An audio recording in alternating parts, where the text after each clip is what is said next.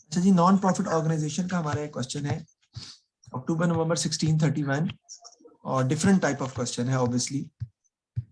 देखें, international dancing is a dance club charging an annual subscription of 500 पर member, यानी कि एनुअल सब्सक्रिप्शन जो है हमारी वो 500 पर मेंबर है, हम चार्ज करते हैं। Summary of it subscription for the year was as follows. Balance brought down दिया हुआ है आपको, सब्सक्रिप्शन अकाउंट बना के दिया हुआ है आपको, यानी कि एक्रूड ब्रॉट डाउन है ये, और उधर जो बैलेंस ब्रॉट डाउन लिखा हुआ है वो प्रीपेड ब्रॉट डाउन है। इनकम एंड एक्सपेंडिचर फिगर भी दी हुई है, balance carried down, prepaid carried down और एक्रूड कैरिड डाउन दिया हुआ है। ये हम बनाया करते हैं, बेसिकली अकाउंट खुद बनाते हैं, लेकिन in this question the account has already been given to you. Additional information बताई हुई है आपको। The club only other receipts came from the sale of music CDs to members, these receipts amounting to 5800 for the year. इसके अलावा जो club की income है वो रिसीट्स होती हैं म्यूजिक सीडीज को बेचने से जो पैसे मिलते हैं, और वो रिसीट्स जो हैं वो 5800 की क्वेश्चन में कहता है कि इस सवाल में मौजूद हैं। पेमेंट्स फॉर द ईयर जो आपको दी हुई हैं वो आपको क्वेश्चन में दी हुई हैं। रेंट है, स्टाफ कॉस्ट है, इंश्योरेंस एंड एडमिनिस्ट्रेशन है, purchase of music CDs for resale है, परचेज ऑफ इक्विपमेंट है, purchase of CDs for club use भी क्वेश्चन में दिया हुआ है।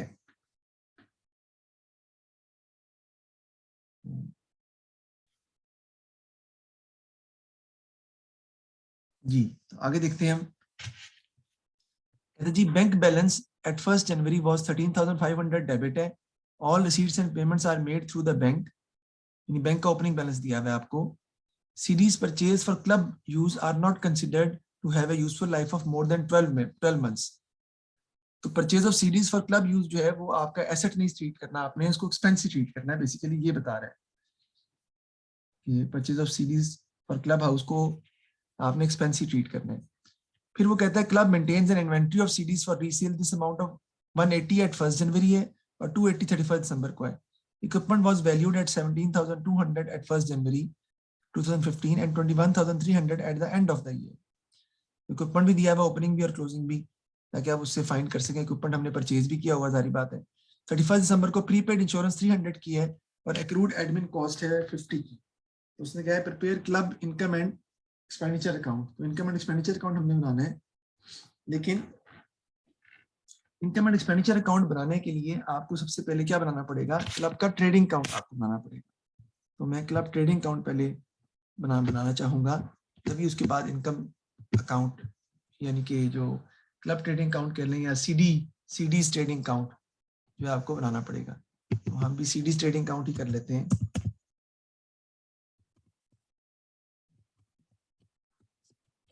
सीडीज ट्रेडिंग अकाउंट हम बनाते हैं इस क्वेश्चन के लिए। सबसे पहले सीडीज ट्रेडिंग अकाउंट क्यों बन रहा है, इसलिए कि ओपनिंग और क्लोजिंग इन्वेंट्री दी हुई है।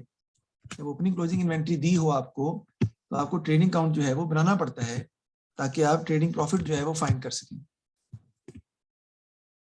यहाँ पे सेल ऑफ म्यूजिक सीरीज दिया हुआ है आपको,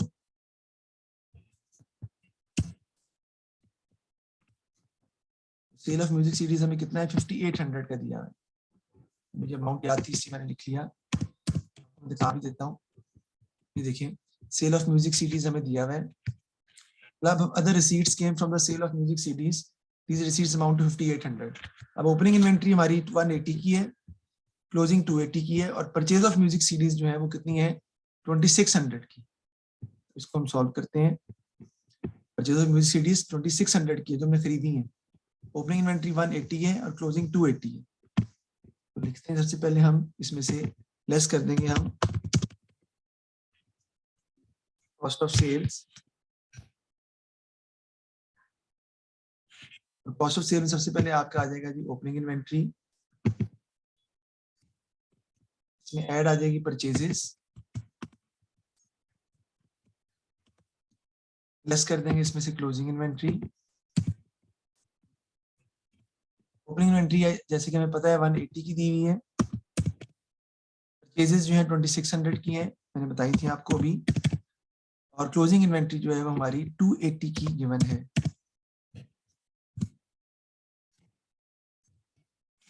कर लेते हैं,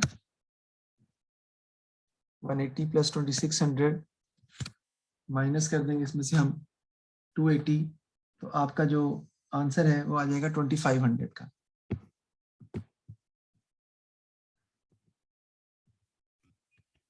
प्रॉफिट आपका निकल आएगा 3300 का। That is your CD trading profit हमारा फाइंड हो गया है, जो कि इनकम एंड एक्सपेंडिचर अकाउंट में आपको लिखना है, इसीलिए आपने निकाला है। सीडी ट्रेडिंग प्रॉफिट आपका निकला है। अब हमने क्या बनाना है जी, इनकम एंड एक्सपेंडिचर अकाउंट जो है वो हमने बनाना है, तो वो हम बनाते हैं। क्वेश्चन की रिक्वायरमेंट है, क्वेश्चन की रिक्वायरमेंट यही है कि आपने इनकम एंड एक्सपेंडिचर अकाउंट बनाना है। इनकम एंड एक्सपेंडिचर अकाउंट बनाते हैं, उसमें डॉलर के साइन लगा लेते हैं जी। सबसे पहले आपकी आ जाएंगी जी इनकम्स, जो आपने रिकॉर्ड करनी है। इनकम में आपको पता है, एक तो सीडी ट्रेडिंग प्रॉफिट आप लिखेंगे, और दूसरी चीज क्या आती है, सब्सक्रिप्शन, जो मेन सोर्स ऑफ इनकम होती है। पहले हम लिख लेते हैं CD trading profit, CD trading profit. फिर हम लिख लेते हैं जी इसके अंदर आपका 3300 है सीडी ट्रेडिंग प्रॉफिट आपका। इधर आपके आ जाएगी जी सब्सक्रिप्शन, वो लिख लेते हैं।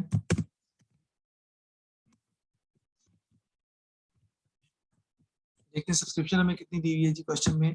सब्सक्रिप्शन आपको दी हुई है जी क्वेश्चन में, अगर आप देखें तो ऊपर जाके सब्सक्रिप्शन मौजूद है। इनकम एंड एक्सपेंडिचर अकाउंट के नाम से जो है वो लिखेंगे 106500। सब्सक्रिप्शन आपको दी हुई है 106500, 106500 आपकी आ जाएगी सब्सक्रिप्शन। इसके बाद देखते हैं और आगे हमें क्या दिया है, कैलकुलेट करते हैं।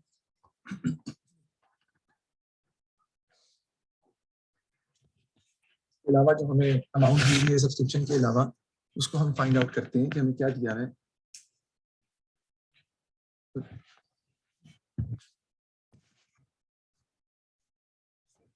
सब्सक्रिप्शन के अलावा जो हमें दिया है क्वेश्चन में, वो आपका इनकम आपके पास ये दो ही है सिर्फ, इनको आप ऐड कर लेंगे।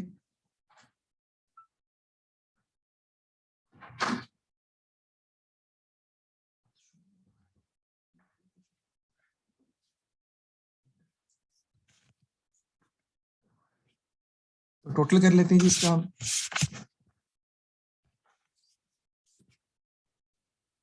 ये टोटल जो है वो आपका आ जाएगा जी 109800।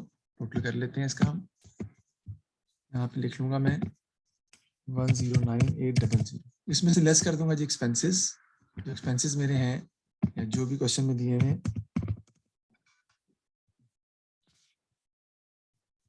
माइनस कर देते हैं जी। एक्सपेंसेस में सबसे पहले आपका आता है जी रेंट है, स्टाफ कॉस्ट है, उसको हम लिखते हैं जी।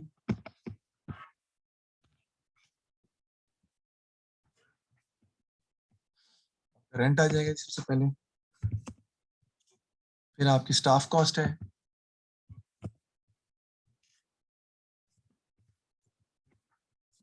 तो रेंट देखते हैं हमें कितना क्वेश्चन में दिया हुआ है और स्टाफ कॉस्ट कितनी दी हुई है। तो देखते हैं, रेंट हमें दिया हुआ है 15,000 का और स्टाफ कॉस्ट दी हुई 61,000 की। रेंट हमारा आ जाएगा जी 15,000 का, स्टाफ कॉस्ट आ जाएगी आपकी 61,000।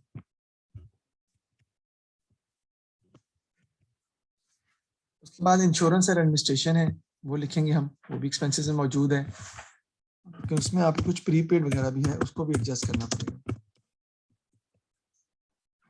देखते हैं, इंश्योरेंस एडमिनिस्ट्रेशन दी हुई 4200 की, लेकिन अगर आप गौर करें तो 4200 में उसने कहा है कि प्रीपेड इंश्योरेंस है 300 की और एक्रूड एडमिनिस्ट्रेशन कॉस्ट आपकी दी है 50 की, तो 300 माइनस हो जाएगा और 50 जो है वो ऐड हो जाएगा, क्योंकि प्रीपेड माइनस हो जाता है और जो 50 है आपका एक्रूड वो ऐड हो जाएगा। 4200 माइनस 300 प्लस 50 आप कर देंगे, तो आपके पास जो है वो आंसर इसका आ जाएगा, जो कि आ जाएगा 3950। ये मैंने इंश्योरेंस एडमिनिस्ट्रेशन कॉस्ट भी लिख ली है। अब है सीडीज फॉर क्लब यूज। उसने बताया क्वेश्चन में कि सीडी फॉर क्लब यूज जो है वो एसेट नहीं है आपका, बल्कि एक्सपेंस है, क्योंकि वो 1 साल से ज्यादा इस्तेमाल में नहीं होती। सीडीज फॉर क्लब यूज वो भी आपका एक्सपेंस है और वो अमाउंट दी हुई है आपको 4000, वो मैं लिख लूंगा इधर। उसके बाद डेप्रिसिएशन है जी आपकी। डेप्रिसिएशन जो है वो हमने फाइंड भी करनी है, अभी हम निकालते हैं, देखते हैं कैसे निकालेंगे। आपको देखें क्वेश्चन में जो एसेट दिया हुआ है ना, मेन एसेट, वो नीचे दिया है पॉइंट नंबर 6 में, इक्विपमेंट। इक्विपमेंट 17,200 का ओपनिंग है और क्लोजिंग 21,300 का है। लेकिन याद रखें कि आपने इक्विपमेंट खरीदा भी है 11,700 का। 17,200 प्लस 11,000 प्लस कर देंगे जो नया खरीदा आपने 11,200, यहाँ भी तो परचेज किया है ना आपने 11,700 का, सॉरी, और इसमें से माइनस कर देंगे जो आपका साल के एंड में पड़ा हुआ है, वो सब्ट्रैक्ट कर देंगे। तो माइनस कर देंगे इसमें से हम 21,300। आपका इक्विपमेंट का डेप्रिसिएशन का आंसर जो है वो आ जाएगा, दैट इज 7,600। ये डेप्रिसिएशन भी मैंने फाइंड कर ली इस क्वेश्चन के लिए। बस इसके अलावा और कोई एक्सपेंस नहीं है। इसका टोटल कर लेंगे और हम माइनस कर देंगे, तो टोटल इसका आता है जी, अगर हम निकालें तो कैलकुलेट करके वो आपका आ जाएगा 91,550। इसमें से इनकम में से हम एक्सपेंसेस जो है माइनस कर देंगे तो आपका ट्रेडिंग प्रॉफिट आ जाएगा या सरप्लस आ जाएगा 18,250 का। सरप्लस भी कह सकते हैं इसको, excess over income over, excess of income over expenditure भी बोलते हैं, बट सरप्लस एक शॉर्ट फॉर्म है तो हम सरप्लस ही यूज कर लेते हैं। अब देखते हैं आगे उसने क्वेश्चन में हमें क्या कहा है कि हमने क्या बनाना है। वो मैं इस साइड पर लिख रहा हूँ क्योंकि मुझे पता है कि हमने आगे बैंक अकाउंट बनाना है। बैंक अकाउंट जो है ना वो हमने बनाना है नेक्स्ट पोर्शन के अंदर, वो हम जो है वो बनाएंगे। इस क्वेश्चन में हमने बैंक अकाउंट जो है वो डेवलप करना है, उसने कहा है क्वेश्चन में, देखते हैं। फिर the club income and expenditure account हमने बना लिया, 9 मार्क्स थे इसके। उसके बाद उसने क्वेश्चन में कहा in 2016 the club is given the opportunity to buy its premises for 1,42,000। It is agreed that this purchase should go ahead.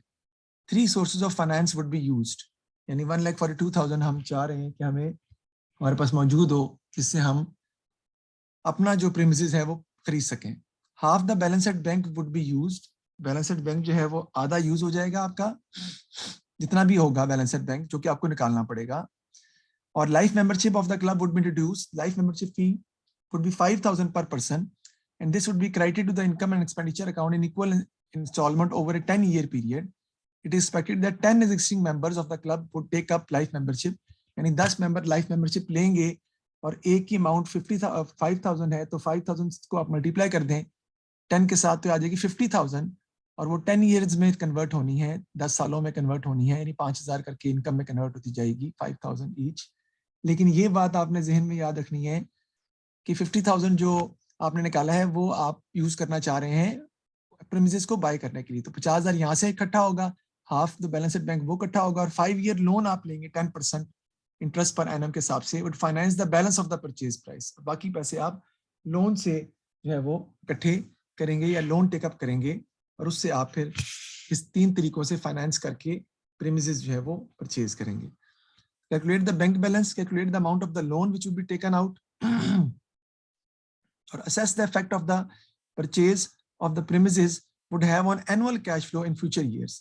कि premises का जो हमने खरीदी है उसका फ्यूचर ईयर्स पर जो क्या इफेक्ट होगा, क्या इफेक्ट जो है वो प्रीमिसेस का फ्यूचर ईयर्स पर होगा, यानी कैश फ्लो का इफेक्ट क्या होगा, ये बेसिकली पूछ रहा है प्रीमिसेस को परचेज करने की वजह से।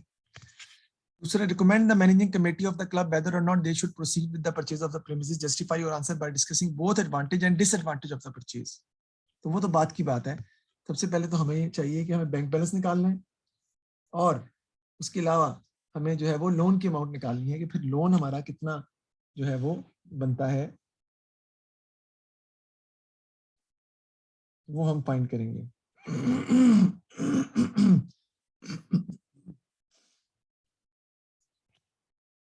देखते हैं बैंक अकाउंट बनाने के लिए हम बनाते हैं, बैंक अकाउंट की वर्किंग जो है वो हम करते हैं।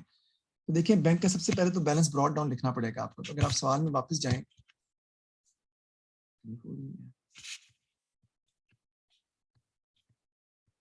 देखिए बैंक अकाउंट का बैलेंस दिया हुआ है 13,500 डेबिट। बैंक का बैलेंस हम लिख लेते हैं, यानी कि ब्रॉड डाउन आपका आ जाएगा। अच्छा, डॉलर के साइन डाल लेते हैं पहले। इधर आपका ब्रॉड डाउन आ जाएगा, यानी बैंक का जो बैलेंस पहले से मौजूद है आपके पास, और वो आपके पास पड़ा हुआ है कितना, 13,500। ये आपने कहाँ से लिया है मैं अभी बताता हूँ आपको। क्वेश्चन में देखें, कहता है जी कि बैंक का balance on 1 January was 13,500 debit और all receipt and payments were made through the bank. सारी रिसीट पेमेंट्स बैंक के थ्रू ही की गई हैं। इसका मतलब है जो क्लब से पैसे आपको रिसीव हुए हैं 5800, ये बैंक के थ्रू ही रिसीव हुए हैं। तो ये पैसे बैंक अकाउंट की किस साइड पे आ जाएंगे, डेबिट साइड पर। Receipts music CDs, receipts from sale of music CDs आपके पास आ जाएगा। रिसीट्स कितने की आपके पास म्यूजिक सीडीज को सेल करने से, वो है 5800। अच्छा, उसके अलावा आपने आप गौर करें, जो दिया सब्सक्रिप्शन भी तो मिली थी ना आपको, ये बैंक फिगर जो है, ये सब्सक्रिप्शन कितनी आपको इस साल में सब्सक्रिप्शन की अमाउंट रिसीव हुई है, 10,5500। ये भी आप रिसीट साइड पे लिखेंगे क्योंकि सब्सक्रिप्शन के पैसे भी आपको मिले हैं। ये भी आपकी कैश फिगर के तौर पर आ जाएगी, सब्सक्रिप्शन 5500। तो ये हमारे पास रिसीट्स आ गई। अब पेमेंट्स में चले जाते हैं हम। पेमेंट्स में देखें, आपका रेंट है वो आपने पे किया, लिखा हुआ है पेमेंट्स ऊपर उसके, payments for made. Staff cost है वो आपने पे की है। इंश्योरेंस एडमिनिस्ट्रेशन है वो पे की है। परचेज ऑफ म्यूजिक सीडीज 2600 की वो पे की है। इक्विपमेंट खरीदा है वो पे किया है। Purchase of CDs for club है वो पे किया है। ये सारी पेमेंट्स में आ जाएगी और बाकी जो डिफरेंस आएगा वो कैरी डाउन आपका बन जाएगा। देख लेते हैं हम। इधर आपका सबसे पहले आ जाएगा जी रेंट, जो कि आपको दिया गया है 15,000 का। फिर आपको दी हुई जी स्टाफ कॉस्ट, जो कि आपकी 61,000। उसके बाद इंश्योरेंस एंड एडमिनिस्ट्रेशन है 4200 की। एक ये वो लिखनी है आपने। आपके जहन में शायद ये ख्याल आ रहा हो कि सर ये अमाउंट कहाँ से उठा रहे हैं, तो मैंने बताया कि मैंने ये देखो पेमेंट्स इतनी सारी है ना, नंबर 2 पॉइंट में ये सब पेमेंट्स मैं क्रेडिट साइड पे लिख रहा हूँ because these have already been paid by the club, हमने पे किए हैं ये। Purchase of music CDs for resale है 2600, वो पेमेंट हुई है। परचेज ऑफ म्यूजिक सीडी 2600 की, ठीक है जी। उसके बाद परचेज ऑफ इक्विपमेंट है आपका, वो आपने खरीदा है, जो इक्विपमेंट परचेज की है वो आ जाएगा।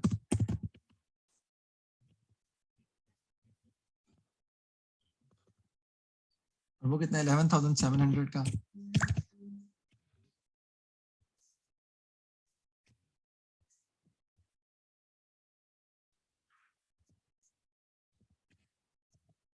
उसके बाद आपका purchase of CDs for club use, purchase of CDs for club use जो है वो आपके पास आ जाएगा।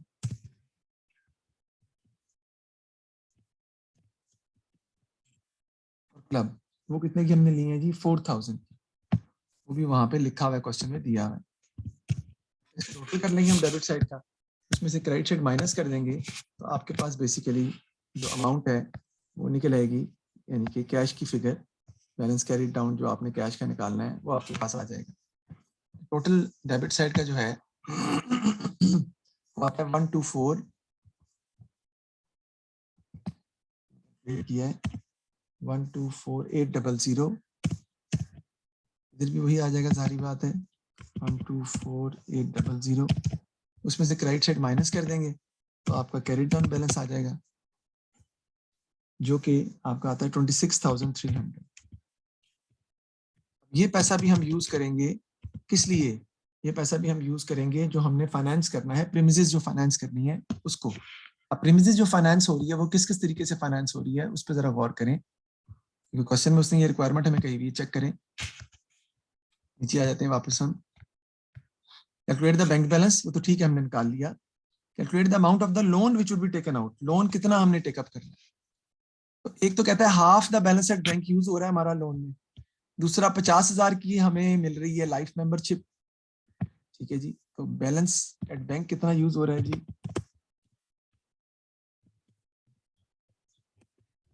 26,300 का हाफ अगर आप करें तो वो आ जाएगा 13,150। ठीक है जी, उसके बाद लाइफ मेंबरशिप जो यूज हो रही है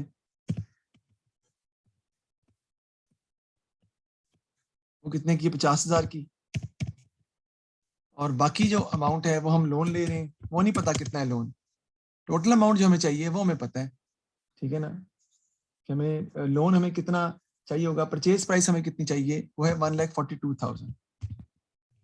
प्रीमिसेस की जो प्राइस, प्रीमिसेस की जो प्राइस है वो 1,42,000 है। अब इन दोनों अमाउंट्स के अलावा बाकी पैसे जो हैं वो हम लोन से ले लेंगे, यानी 1,42,000 माइनस 13,150 माइनस 50,000, तो बाकी अमाउंट आपकी लोन से चली जाएगी 7,87,750। That is the amount of loan, यानी लोन से फाइनेंस आपको करना पड़ेगा 7,8850। आपको लोन की अमाउंट से फाइनेंस करना पड़ेगा। ये मैंने कैसे निकाली है मैं दोबारा रिपीट कर देता हूँ। बैंक का मैंने लिया हाफ 13,150, वो बैंक से आएगा। 50,000 आएगा आपका 5,000 पर मेंबर सब्सक्रिप्शन है, 10 मेंबर्स है तो 50,000 आपका आएगा लाइफ मेंबरशिप से। बाकी अमाउंट लोन से आनी है, और बनानी कितनी हमें चाहिए, कितनी है? 1,42,000 प्रीमिसेस को बाय करने के लिए। तो 1,42,000 में से 13,150 बैंक में से आ गया,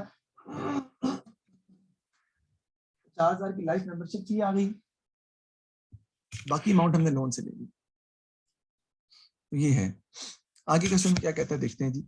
assess the effect of the purchase of the premises would have an annual cash flow in future years. Future years में कैश फ्लो पर क्या इफेक्ट पड़ेगा इस परचेज का? देखें मैं आपको बताता हूँ। एक तो इफेक्ट ये पड़ेगा कि रेंट हमें पे नहीं करना पड़ेगा। सर कौन सा रेंट? देखें कैश फ्लो पर इफेक्ट क्या पड़ेगा, रेंट जो हम दे रहे थे पहले 15,000 का, वो रेंट हमें पे नहीं करना पड़ेगा। लोन इंटरेस्ट हमें पे करना पड़ेगा। ठीक है जी, लोन हमें पे करना पड़ेगा।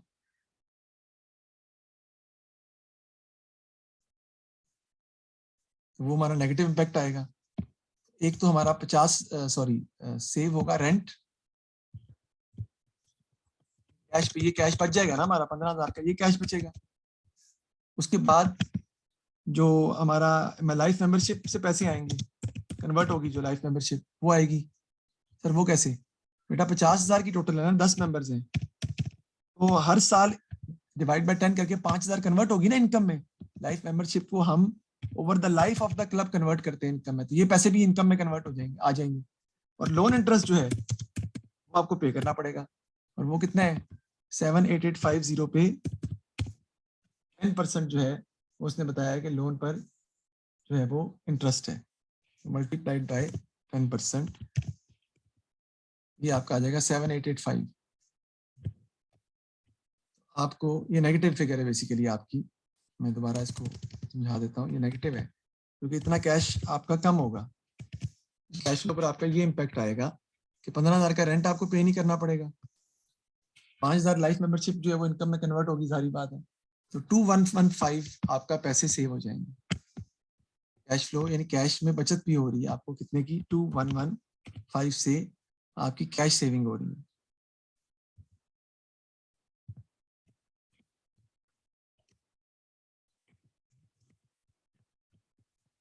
सेविंग आपकी हो रही है 2,115। तो ये क्वेश्चन मैंने आपको करवाया है, थोड़ा टेक्निकल क्वेश्चन है, थोड़ा डिफरेंट टाइप का क्वेश्चन है ऑब्वियसली, हटके है।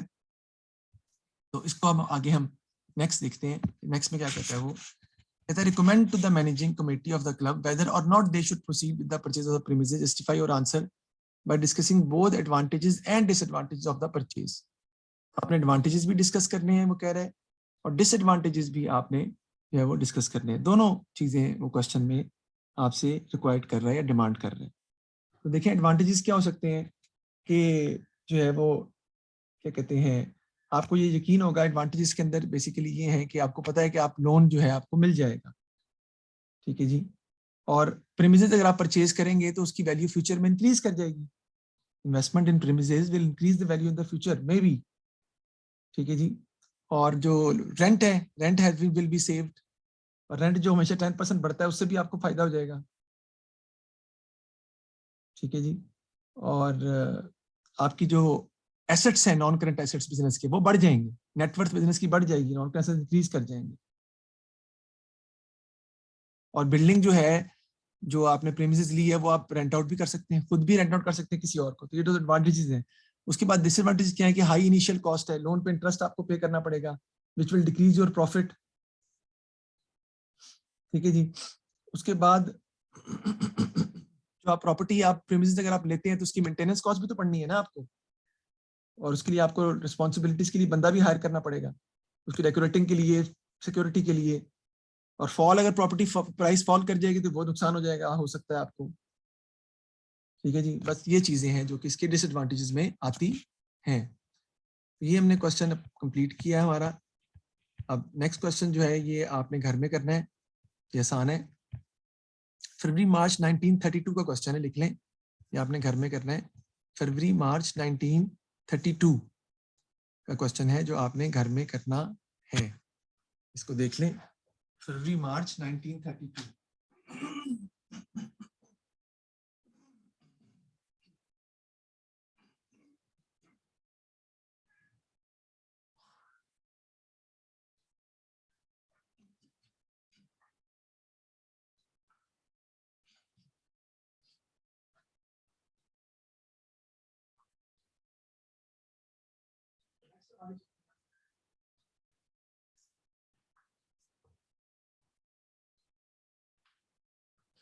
क्वेश्चन में दिखाना था आपको जो आपने घर में करना है, फरवरी मार्च 1932 का।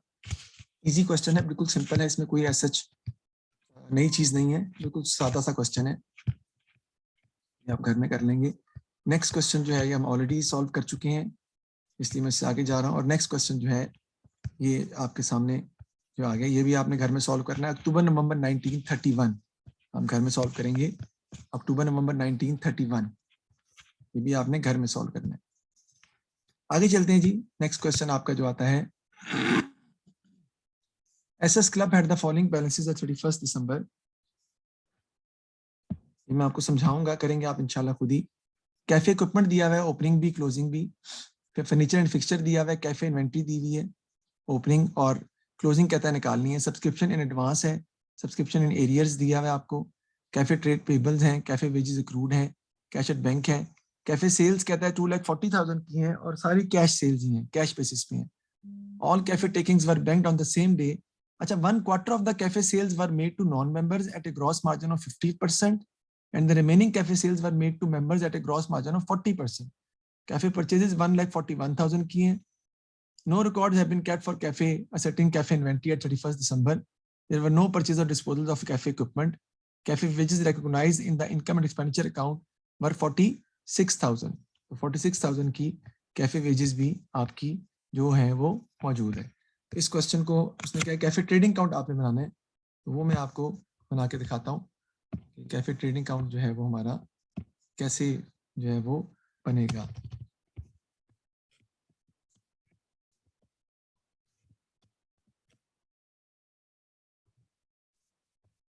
बाकी मैं चाहूंगा ये सवाल भी आप घर में खुद करेंगे, और फिर कल में भी मैं एक क्वेश्चन आपको और करवा दूं, मतलब going to be the last question of this chapter, और फिर हम नेक्स्ट चैप्टर स्टार्ट कर देंगे, जो कि मैं सोच रहा हूँ कि कंसाइनमेंट का या जॉइंट वेंचर का, या फिर हम, मेरा ख्याल है कंसाइनमेंट जॉइंट वेंचर ही पहले कर लेते हैं, और उसके बाद फिर हम जो है वो कंपनी और रेशियोज की तरफ चले जाएंगे, फिर बिजनेस परचेज की तरफ आएंगे।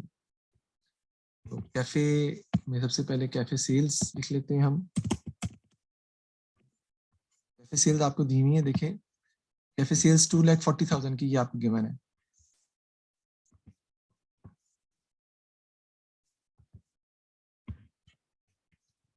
इसमें से लेस कर देंगे जी कॉस्ट ऑफ सेल्स,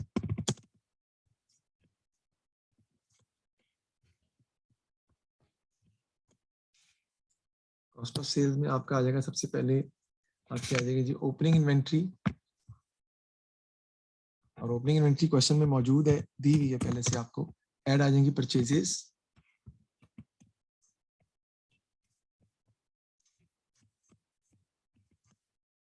लेस कर देंगे इसमें से हम क्लोजिंग इन्वेंट्री जो हमें क्वेश्चन में गिवन नहीं है। ओपनिंग इन्वेंट्री देख लेते हैं कितनी दी हुई है आपको। ओपनिंग इन्वेंट्री कैफे इन्वेंट्री ये दी हुई है आपको कितनी 13,000 और कैफे परचेजेस कितनी है 1,41,000 ये लिखी हुई।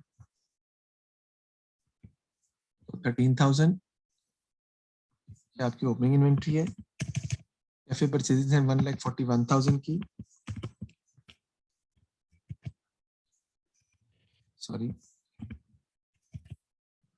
ठीक है जी। क्लोजिंग इन्वेंट्री जो कैफे की है वो हमें नहीं पता, we are yet to calculate it.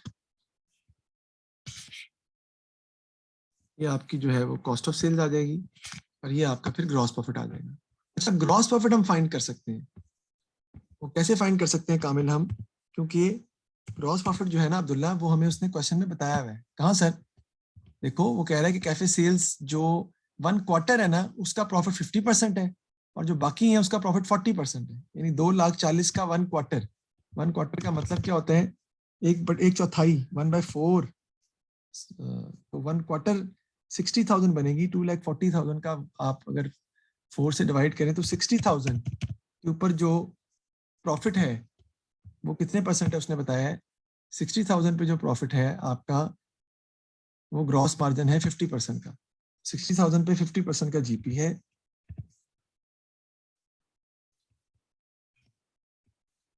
जो भी आ जाएगा इसका, प्लस बाकी जो सेल्स हैं जो कि आपकी बचती हैं कितने की 1,80,000 की, टोटल सेल्स 2,40,000 की है ना, इस पे कितने परसेंट प्रॉफिट है? 40% प्रॉफिट।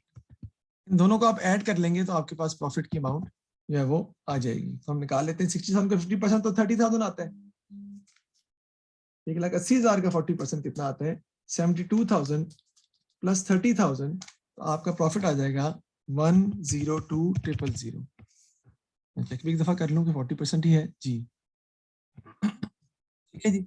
अब 2,40,000 में से आप 102,000 माइनस माइनस कर दें तो आपके पास कॉस्ट ऑफ सेल्स आ जाएगी।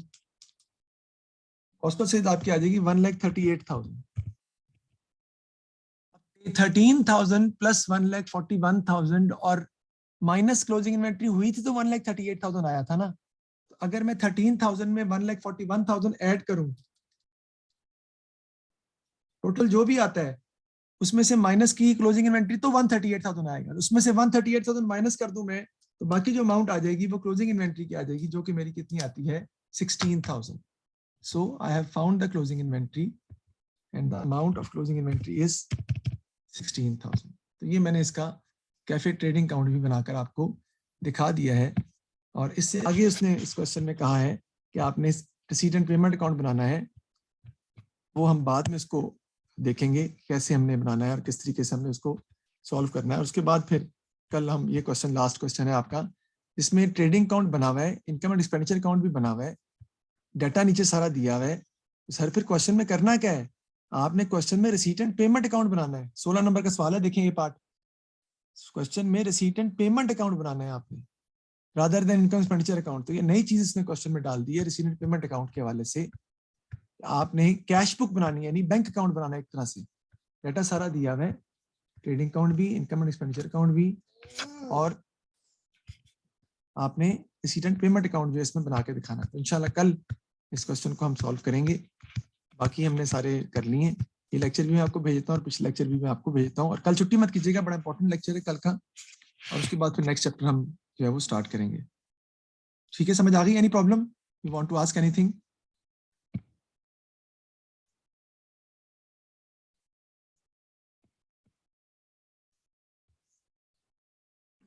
जी कामिल कुछ बता दें।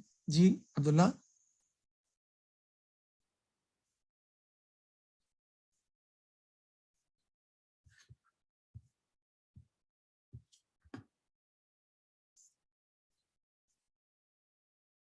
Anything you want to say, you can ask me, Kamil and Abdullah, please. नहीं सर समझ आ गई।